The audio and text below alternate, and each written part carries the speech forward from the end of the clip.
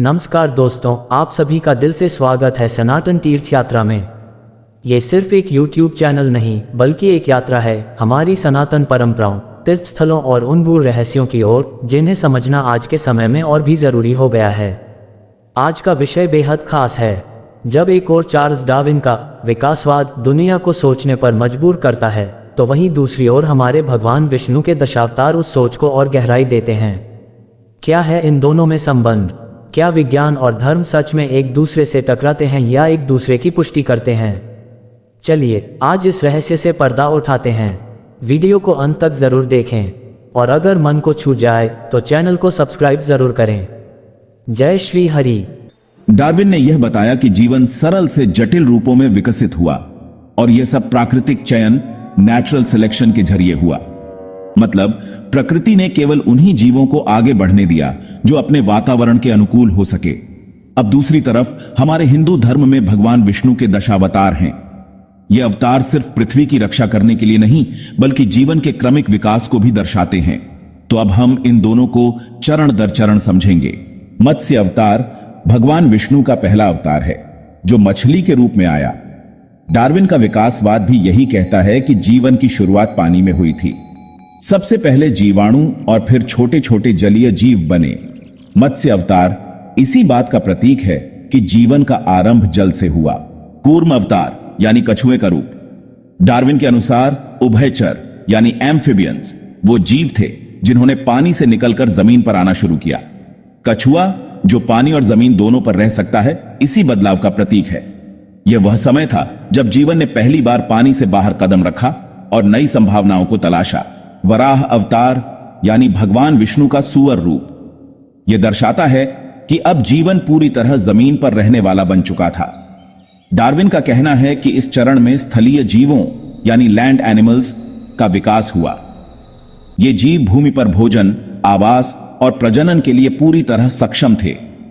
वराह अवतार इस बड़े बदलाव का प्रतीक है। नरसिंह अवतार आधा मनुष्य और आधा सिंह एक अद्भुत मिश्रित रूप है। यह दर्शाता है कि जीवन अब और जटिल हो रहा था। डार्विन के मुताबिक यह समय था जब स्तनधारी विकसित हुए। नरसिंह इस मिश्रित और अनूठे विकास का प्रतीक है। वामन अवतार यानी बौना मानव। डार्विन कहते हैं कि इस चरण में शुरुआती मानव जैसे जीव अस्तित्व में आए। ये छोटे थे लेकिन धीरे धीरे उन्होंने अपनी बुद्धिमत्ता का विकास करना शुरू किया। वामन अवतार यही दिखाता है कि इंसान का प्रारंभिक स्वरूप क्या था। परशुराम अवतार जो फरसे के साथ जाने जाते हैं, यह दर्शाता है कि मानव ने औजार और हथियारों का उपयोग करना सीख लिया था। डार्विन के अनुसार यही वह समय था जब मनुष्य ने अपने शिकार और जीवन यापन के तरीके बदले। परशुराम इसी विकसित मानव का प्रतीक हैं। राम अवतार यानी आदर्श और सभ्य मानव। डार्विन कहते हैं कि इस समय इंसान ने समाज, नैतिकता और नियम कानून की नींव रखी। राम एक आदर्श राजा और मानव उस सभ्यता और नैतिकता के प्रतीक हैं जिसे हर कोई अपनाना चाहता था। कृष्ण अवतार यानी चतुराई और उच्च बुद्धिमत्ता का प्रतीक। डार्विन के अनुसार इंसान इस चरण में दर्शन, कूटनीति और रणनीति में माहिर हो गया।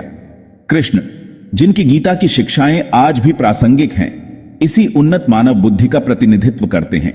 बुद्ध अवतार यानी प्रबुद्ध मानव। यह दर्शाता है कि मानव विकास केवल भौतिक नहीं बल्कि आंतरिक और आध्यात्मिक भी है। बुद्ध अवतार वह अवस्था है जब इंसान ने आत्मज्ञान और आंतरिक शांति की खोज की। कल के अवतार जो अभी आना बाकी है। डार्विन के अनुसार मानव विकास का भविष्य अनिश्चित है।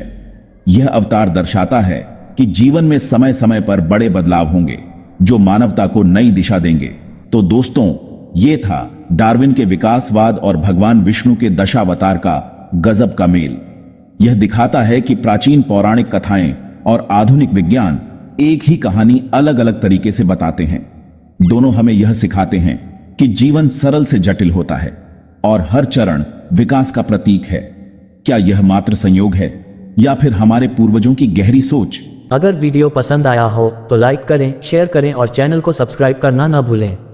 आपका प्यार और समर्थन ही हमें आगे बढ़ने की ताकत देता है। मिलते हैं अगले वीडियो में, तब तक जय हिंद, वंदे मातरम।